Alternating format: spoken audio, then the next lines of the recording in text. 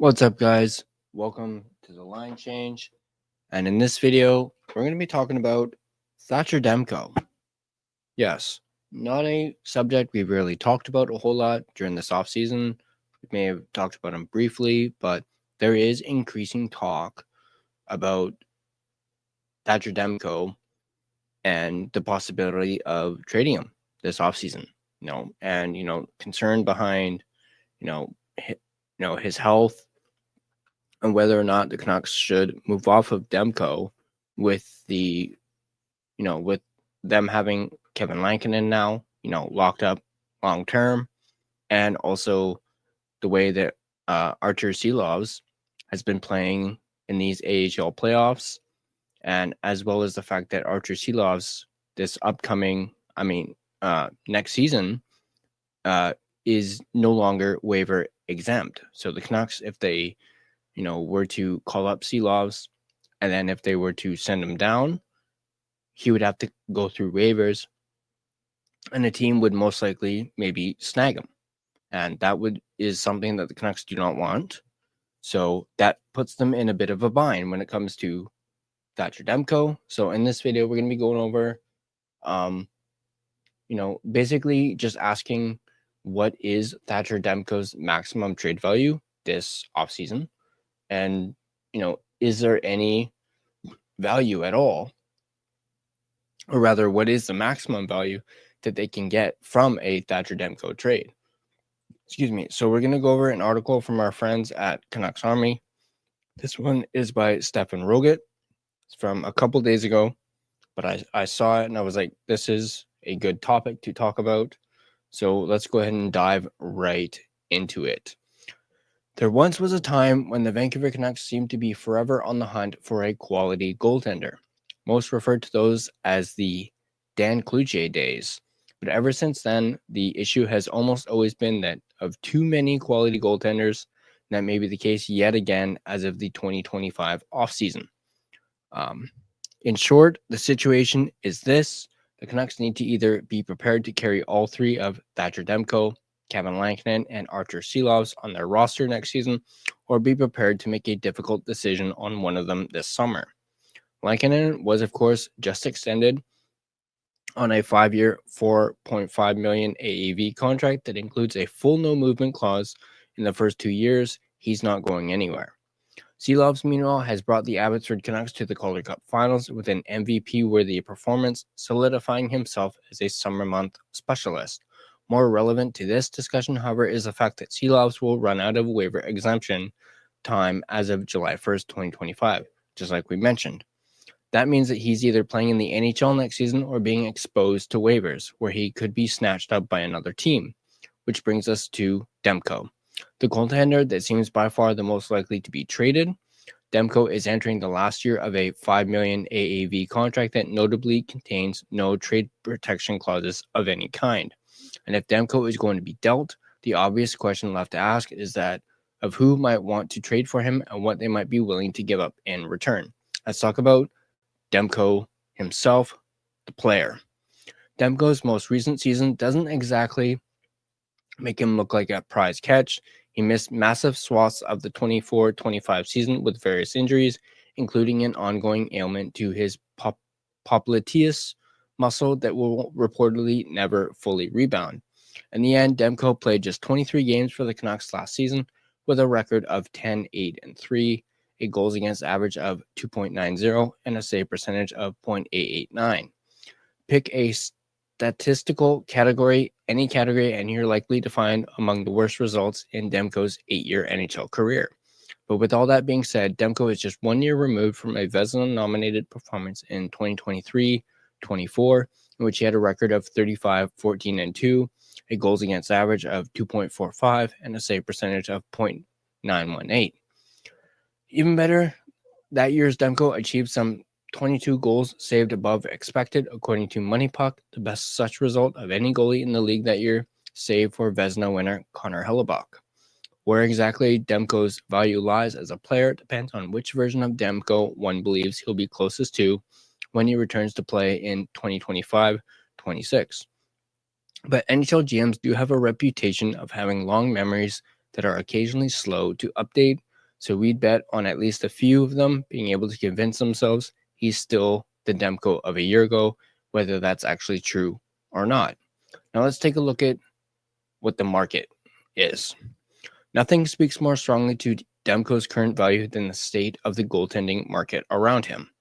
If we were to take a casual swing at which teams might be looking for a new or upgraded starting goalie this offseason, we'd wind up with a list that includes the Buffalo Sabres, Carolina Hurricanes, Chicago Blackhawks, Colorado Avalanche, Columbus Blue Jackets, Detroit Red Wings, the Edmonton Oilers, Philadelphia Flyers, Pittsburgh Penguins, and the Utah Mammoth. Other teams could enter that picture if they can manage to shift a current goalie to one of the teams looking. That's already a third of the league on the lookout. And what does that third of the league have to choose from? Not much, as it turns out. The list of top UFA goalies includes Jake Allen, Ville Husso, Vitek Vanacek, Alexander Georgiev, Dan Vladar, Ilya Samsonov, and Anton Forsberg.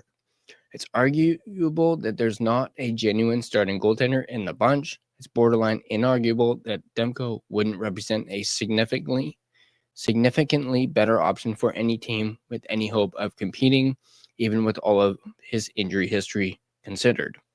If we flip our lens over to those goalies who might be traded this offseason, like Demko, we find an even shorter list.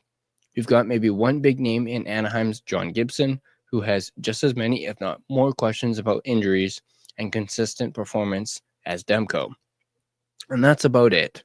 Stuart Skinner, Carol Vejmelka, Joel Hofer, Linus Ullmark, or Cam Talbot could move. Maybe a team might value the consistency of someone like Vejmelka or Talbot, or the youth of Hofer over what Demko brings.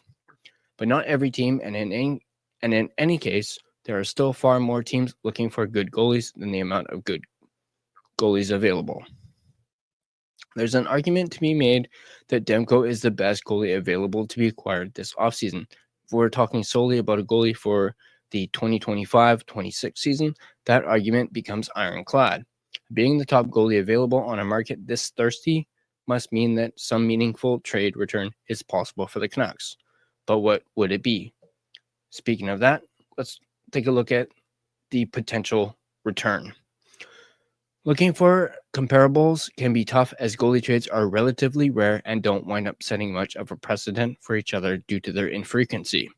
Last year, the biggest goalie-related trade involved Yaroslav Askarov going to the San Jose Sharks for a first-round pick, a recent first-round selection, and a minor league goalie. But Askarov's youth makes him a very poor comparable for Demko. We could look at the previous summer's trade of Logan Thompson to Washington in exchange for 2 third-round picks and worry about what that says about Demko's value, especially given how Thompson has starred for the Capitals ever since and has actually gone on to re-sign with the Capitals.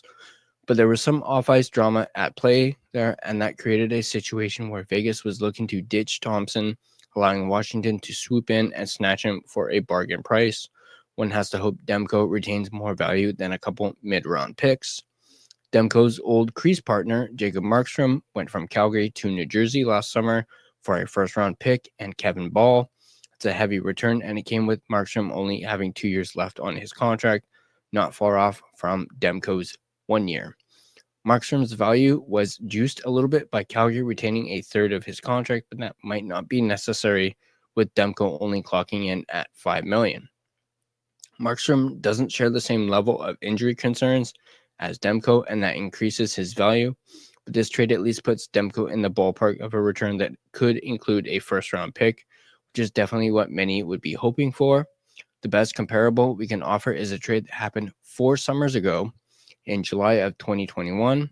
That trade sent Darcy Kemper from the Arizona Coyotes to the Colorado Avalanche in exchange for a first-round pick, a conditional third-round pick, and Connor Timmins. There are a lot of parallels here. Kemper was coming off a season in which multiple lower body injuries limited him to 27 games for the Coyotes. On top of that, Kemper was a pending UFA, just as Demko is now. Those two factors should have conspired to limit Kemper's trade value, but they didn't. The Colorado Avalanche still identified him as their best chance at winning a Stanley Cup in 2022, and paid accordingly. And they were right.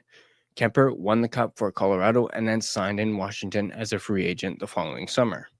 Like we said, these trades are so few and far between that they don't necessarily lay down any precedent for one another. But at least with this comparable, we see that there is a chance that a team could put together a sizable package in exchange for a goalie that has injury concerns and a dwindling contract, sure, but one that also gives them a concrete chance to win. Demko is the only goalie who fits this mold this offseason. There is hope. That means that a first-round pick is indeed a fair starting point in any Demko-related trade discussions, or perhaps a more NHL-ready prospect of equivalent value if that's what the Canucks prefer. And who knows, maybe even a little bit more on top of that. So that is the article. This intrigues me. The possibility of maybe Demko going for a first-round pick. But the Canucks already, blatantly obvious that they are going to be moving their first-round pick this offseason. And if they were to get another first-round pick, depending on where it is, could they maybe even flip that for something to bolster their forward group? But let me know in the comment section down below what you guys think about this and what you think about this article. Do you guys think that, Demko could potentially be moved this offseason? And what do you guys think his maximum trade value will actually be? Do you guys agree with this article and its comparison to the Darcy Kuemper trade from 4 summers ago? Could it be that level of trade for the Canucks? Let me know in the comment section down below. And also, just because I completely forgot to do this at the start, I want to give a big thank you and big shout out to my primary sponsor of this channel, this video. This video is sponsored, of course, by Gassy Jack Art. Gassy Jack Art produces hockey prints on archival paper and canvas that have been rated to last over 100 years. Their product range features a variety of players from different teams, including the Edmonton Oilers, Montreal Canadiens, Toronto Maple Leafs, Calgary Flames, Colorado Avalanche, and your Vancouver Canucks, as well as more. They also have more than just hockey prints. They have non-hockey related prints. They have some wrestling pics, some baseball ones, some movie ones as well. So go ahead and check them out. GassyJackArt.com is the website. You can also find Jack on Instagram at GassyJackArt. Right now, they have a end of season sale going on where you can buy 2 prints, and prints are usually $20 to $25, depending on which ones you choose. Like, for example, that Quinn Hughes one that you see in the picture, that one is $25, and the rest are $20. So basically, if you add 2 prints to your cart, you can add an additional 2 prints to your cart, and those 2 additional prints will be for free. So you're only paying for the first 2. So you're basically paying $40 for 4 prints at, $20 a piece. Normally you would be paying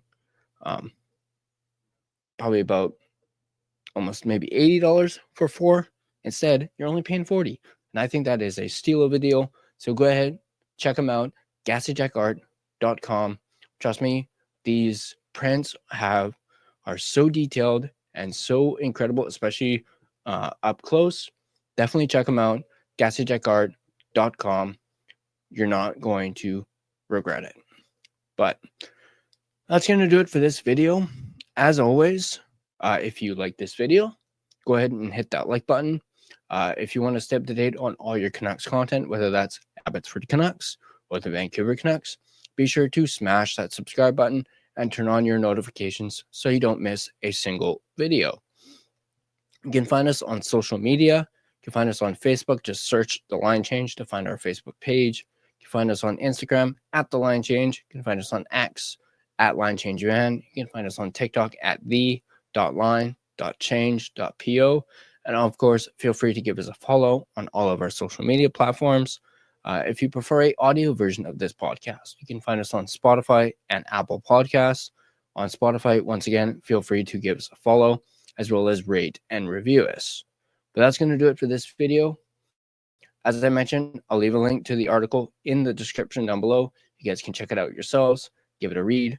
And as always, let's go Canucks, and I'll see you guys in the next video.